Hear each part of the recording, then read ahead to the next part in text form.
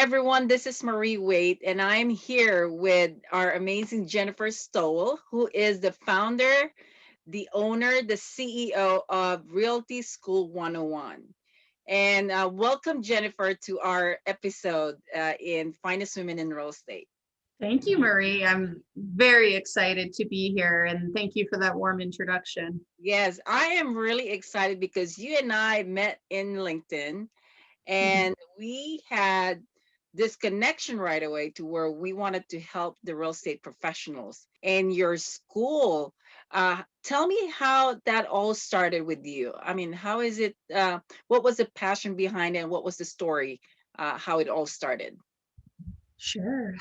Well, I was a real estate agent during one of the toughest economic times that we've had in the last uh, decade. And I just was one of the few that were on the front lines, and I was representing people who were really struggling with not only their secondary homes in Florida, but also their primary residence. And they had, there was a lot of fear, and so being one of the few providers there, I was able to grow fairly quickly, and I had a lot of former clients who decided to get into real estate because of the service that I provided them. And it just made perfect sense for economic empowerment and for showing others a different path towards financial freedom.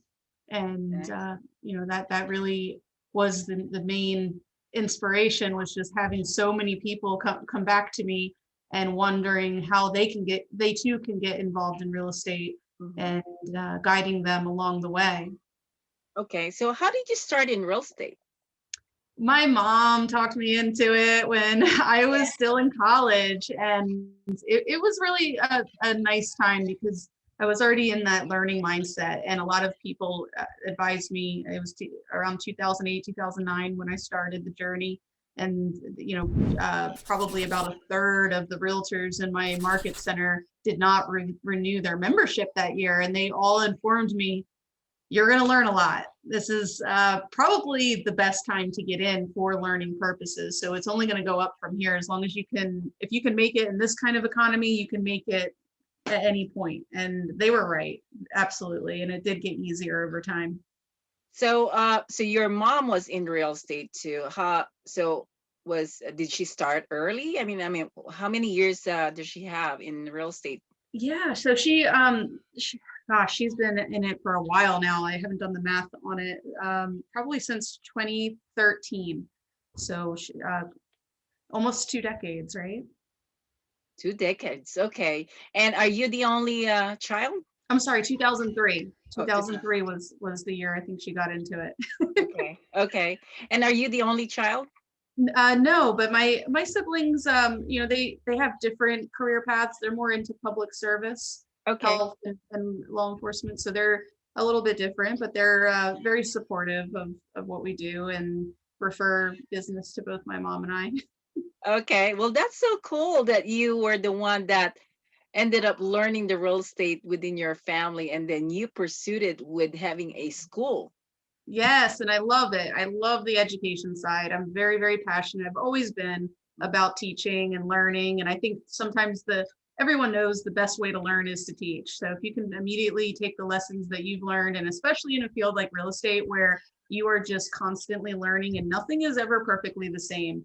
Of course, we all abide by the same code of ethics and legal requirements, which do update quite often. And we're always keeping our finger on the pulse of the greater economy and how the local housing market is doing, and what the government, the Fed rates are, how they're going to perform, and what decisions they're making. But overall, the practice of real estate is constantly evolving. So however you're positioned as a professional is going to differ from any point in time, from one day to the next, from year to year. So it's really about renewing yourself and your image and your reputation, and how you can be unique, but at the same time you don't want to reinvent the wheel too much, because Uh-huh. sometimes that can take you a little bit too far off of what you're actually trying to achieve. So we do see that quite a bit with some more seasoned agents, is that they the entrepreneurial spirit really comes out after having a few wins in real estate dealings, and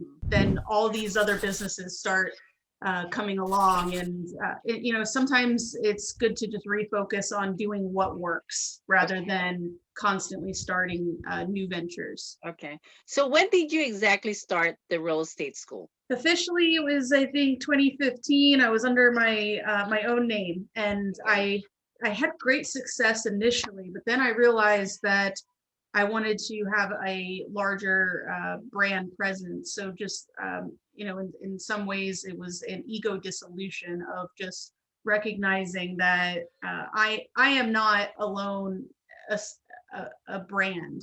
As much as I'm self-promoting and branding myself as an educator, as a real estate expert, I really wanted to have more of a household name that people would recognize and trust, and knew right away that this is exactly what they needed. And Realty School 101 made perfect sense, because 101 is the entry level that tells you this is the starting point. And that's what I do, is I help people at the very, very beginning.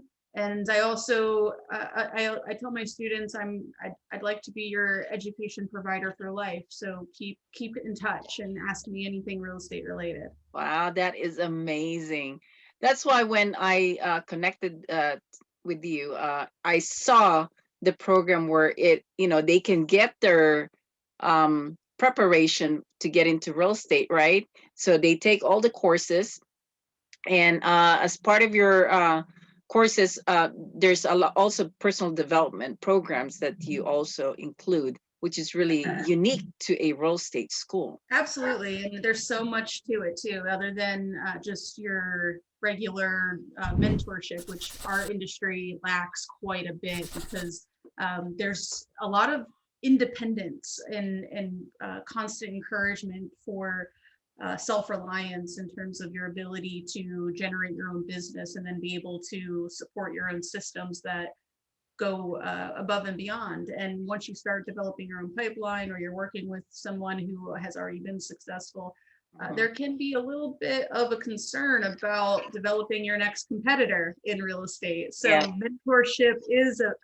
has always been a challenge of this industry, among other industries as well, but in particular, we're talking about real estate. So just being able to find a reliable mentor that's dedicated to your success for life is very rare, and that's part of one of the promises that I deliver for my students, and I'm able to fulfill that. Outstanding. That is so cool. Now, what areas are you covering in terms of your students? Geographically speaking? Yeah, geographically, yeah. Right now, California and Florida, and they're two of the largest markets in the United States as far as how many people desire getting into the real estate profession. So it happened very fortuitously and not necessarily intentional at first, but everyone always finds it quite interesting that I'm in the two largest markets, and it's just where it just happened to be that way, and I'm very lucky. Okay, so if I have someone who wants to enroll in your program, how long does it take for them to complete the whole courses? Okay, so for California, it's 135 credit hours for a sales agent, and the minimum requirement would be 2.5 weeks per course. So that would mean 54 days, give or take. Okay. And that's the fastest that people can complete it. Other than that, they have up to a year for the course to be valid, with a few exceptions of us extending that. But everyone works at a different pace, and it's really nice that we're able to provide a structure that doesn't leave them too much on their own, but it brings them to a structure of self-discipline, and also they still have a lot of support from our instructors every step along the way.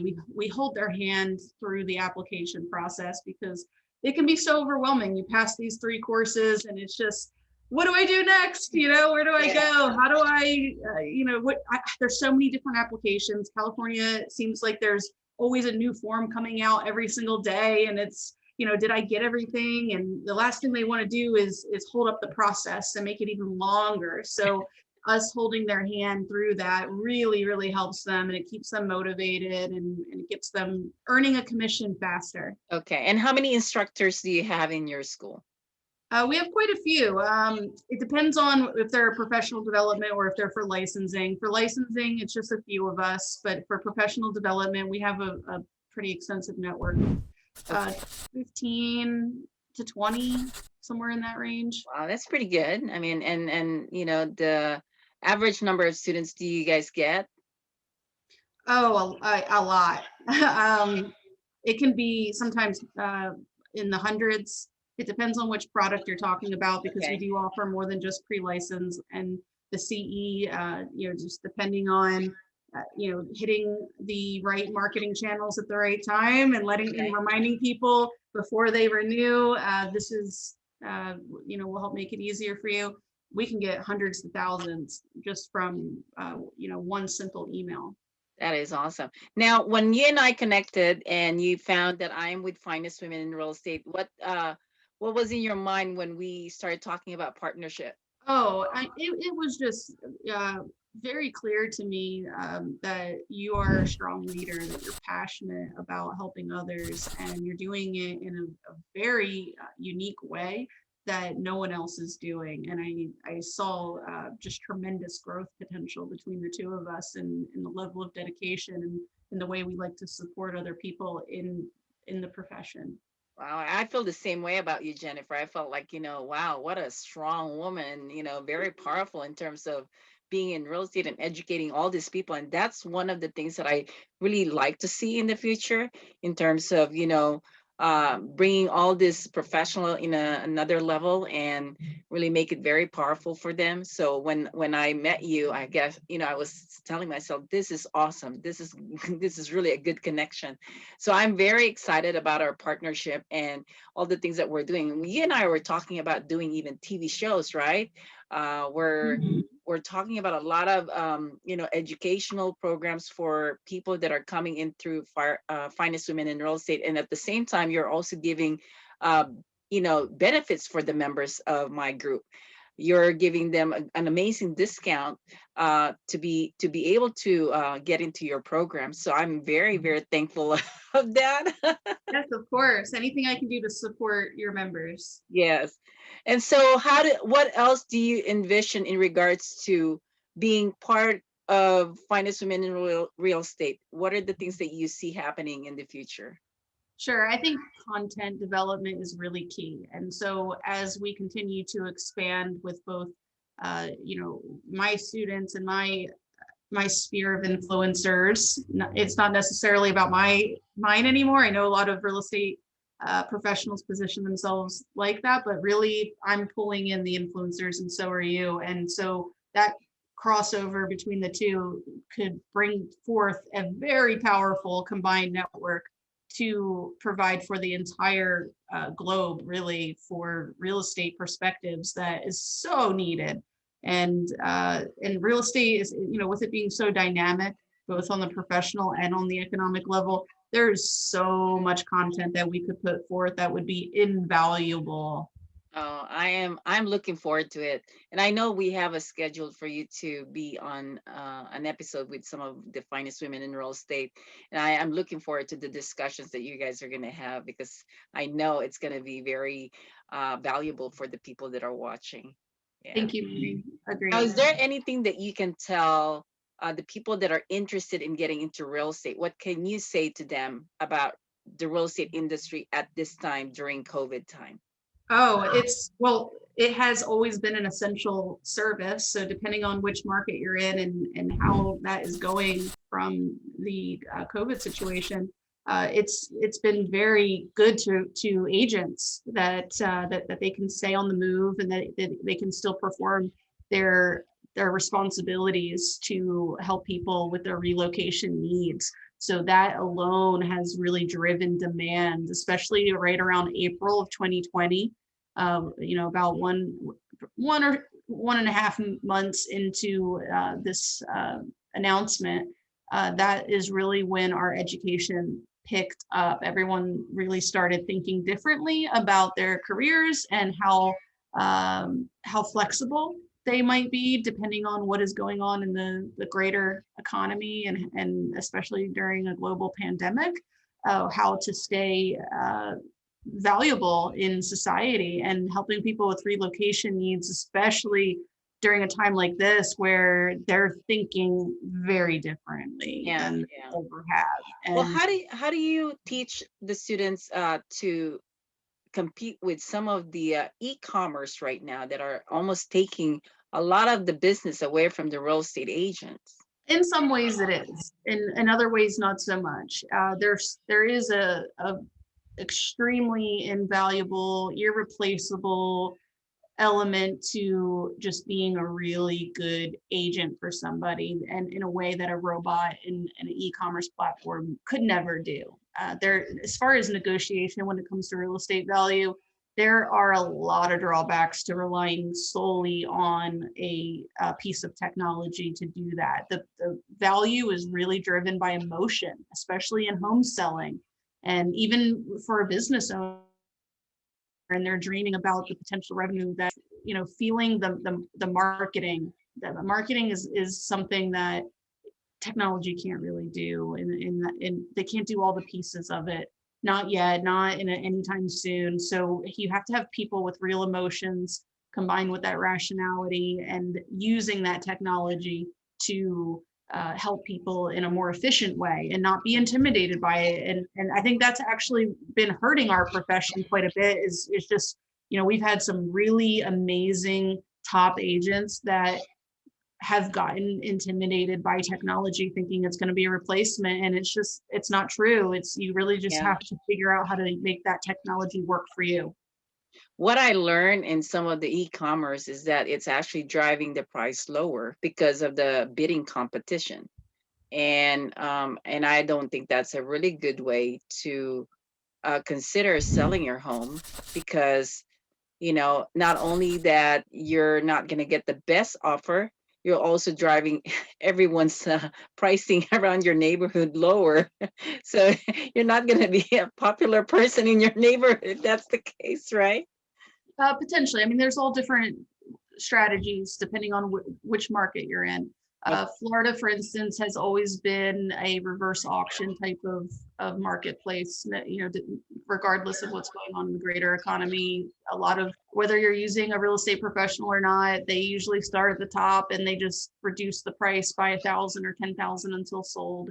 And California is different. California, it's more of a typical auction where you keep the price as low as possible, knowing that you're going to get the exposure and the positioning and the presentation of the property and the high demand. There's just a huge global demand to live in California always, either as an entry point or as a forever dream. The California dream is very Yeah. real when it comes to real estate appreciation. So yeah, definitely a great place for investors too. So they're more of a traditional auction structure. So, I think what we need to keep in mind is that the pricing, Uh-huh. regardless of your systems that you are using, it doesn't have as great of an effect without proper positioning and without exposure. If you don't have the right amount of exposure, and sometimes that takes a real salesperson, not just one single posting on some limited website that may be perceived as, this has the largest number of properties you can ever find. Sure, that may be true. However, that's not the only source where people are looking at properties. So it's the presentation is key too. And unless you're doing this day in, day out, and you're really paying attention to all the nuances that come with presenting a property in the best possible way, pricing isn't as impactful as the presentation. So all of these elements have to come together: pricing, positioning, and exposure, presentation, all of it. So there still a room for having a higher commission rate? Like, I've heard as high as 7% commission. Absolutely. And that really comes down to the type of client and who they are. For the most part, especially in San Francisco Bay Area, you will encounter more clients who, whatever it takes, if you're a top performing agent, you really know your profession well and and the pricing and all those dynamics, they will pay a, a fair commission. Well, this is amazing. I really thank you, Jennifer, for your time. And is how can they get a hold of you, or how what can they do? Actually, they can go to my Finest Women in Real Estate page, right? Mhm. And they can, Always through you. yes, yes. You guys can click finestwomeninrealestate.com, go to services, and you will see the page for Realty School 101. And again, if you are a member of Finest Women in Real Estate, you'll get 20% discount as just being a member. And that is such an amazing benefit that we get from Jennifer Stowell. Anyway, Jennifer, thank you so much for your time. Again, we appreciate you. We appreciate your knowledge and wisdom in the industry. And I'm hoping that one day we'll have this TV show that you can keep continuing in educating people. I can't wait for that. Absolutely, Marie. Thank you for everything you're doing for our profession and for real estate in general. It's really helpful. Thank you. And you're not only serving women, right? You're also serving men in the real estate, right? Absolutely. We make no exclusions. Okay. If it's important to you, it's important to us. Awesome. Well, thank you so much. All right, everyone, please do share this video to anyone that you think who can benefit from Jennifer. And again, if you have any questions, you can call us at 951-378-5316 and watch our YouTube channel, Finest Women in Real Estate, and you will see this video there too. Okay. Well, thank you so much, Jennifer, and have an amazing day. And for all of you guys there, have an awesome day too.